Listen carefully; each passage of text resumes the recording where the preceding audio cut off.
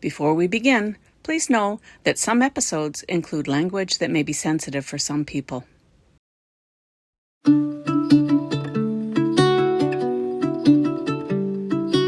Thank you for joining me for another episode of The Birth Portal. My name is Connie. Today's episode is about a woman I'll call Adrienne, who is having her third child under my care. I remember when we first met for our interview to see if midwifery was in fact what her and her husband wanted. I offered to meet them at Adrienne's place of work after her shift. So after a full day of clinic, I walked into the establishment and Adrienne and Tom were ready and waiting. We talked for about 20 to 25 minutes, and they both decided that they would like the services of midwifery. Today's story is about the birth of their third child. I woke up the morning of her labor with the plan of being off call for the weekend and traveling north to see my family. I was texting a colleague who was covering me, saying that I would come back on call a day early if Adrienne didn't go into labor. My colleague texted me back right away as she was sitting at the home of Adrienne, who was in early labor, and said, "Don't worry about coming back early." I knew instantly something was up, or I had already missed the birth. It was a big, beautiful full moon the night before. On my way home from a birth, I remember wondering, what will this moon bring? Early in the morning, Adrienne had felt 2 thunks inside down low, and then a pop as her water broke. This was about 30 minutes after Tom left for work.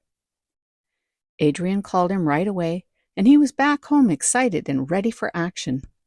But Adrienne wasn't ready yet, and needed to have the house cleaned, yet the cleaning lady wasn't to arrive until the next day.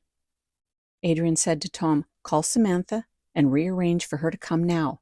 It was 7 o'clock in the morning. Adrienne said she never seen the cleaning lady work so fast before. My colleague covering my on-call was at Adrienne and Tom's house around 9 that morning, when she and I were texting and I learned that Adrienne was in early labor.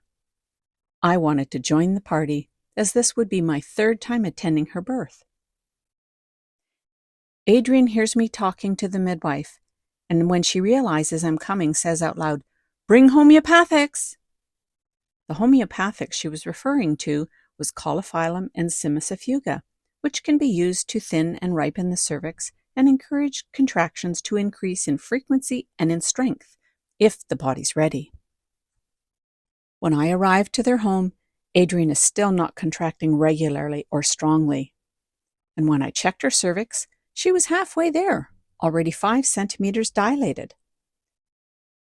Adrienne agreed to me doing a stretch and sweep as well, which caused her to crawl away from me due to the intensity of it.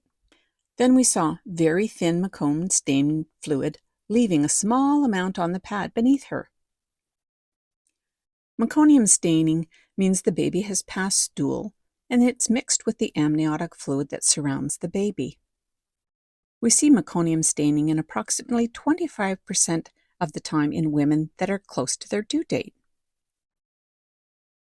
Most of the time this is not a concern, but for some babies it can reach their lungs and cause an issue. We have a discussion about the meconium and the recommendation to now transfer to the hospital for the birth. Adrienne decided she would try homeopathics, and if not close to having the baby in 1 hour, then she would agree to a transfer to the hospital. Tom began to fill the birthing pool they had rented that was set up in their living room, and Adrienne began taking the homeopathics, alternating them every 15 minutes. By her 4th dose, Adrienne was contracting every 3 minutes. She was doing lunges on the stairs as the pains were all in her back, and these lunges can help encourage the baby to move into a better position and stop the pains in the back. "Ah," she moaned as she immersed herself in the pool. She floated like a frog. 3 contractions later, Adrienne is sweating like crazy, but not from the water.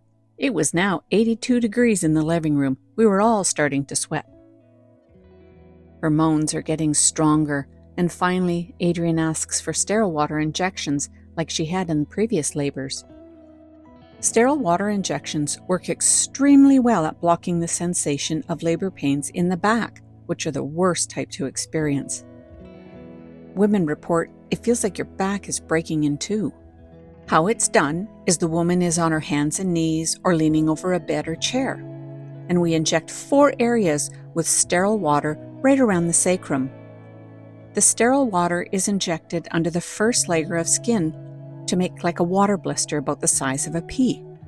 They feel like bee stings getting them, but the next contraction, they'd no longer feel the back pain, just feeling the contractions in the front. And it can be effective for about an hour to an hour and a half.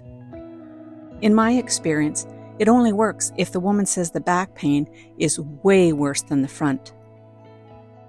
I run to my vehicle to get my kit of supplies, and when I return, Adrienne says she now feels rectal pressure.